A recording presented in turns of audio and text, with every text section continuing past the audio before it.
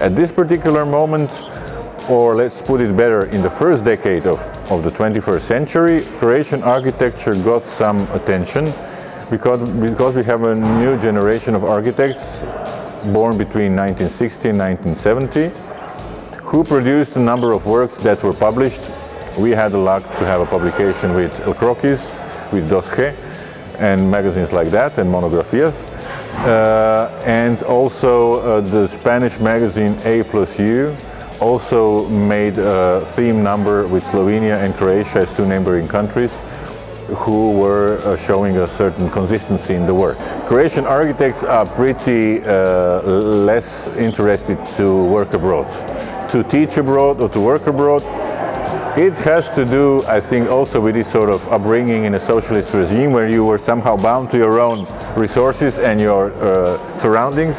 So I couldn't claim that Croatian architects are doing much abroad. There are, as I said, some few exceptions of some good offices who manage to do something elsewhere, but it's very sporadic.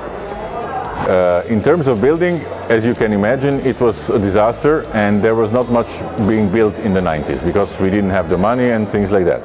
In terms of the people who studied at that time or who wanted to start their career like I did, it was a perfect sign to go somewhere else, to enter an extra educational process, to work for some other offices in the world and so on.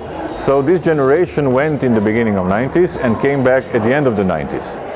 The people still think, in many countries, that the form is the end of the story, the end of the process. That you should make a nice, seductive shape and this will do its job. I really have nothing against that we create nice objects, but architecture is much more than making only that, right? For example, the last issues that I've shown in my lecture about sustainability, I think this is one of the things that we really should take care about.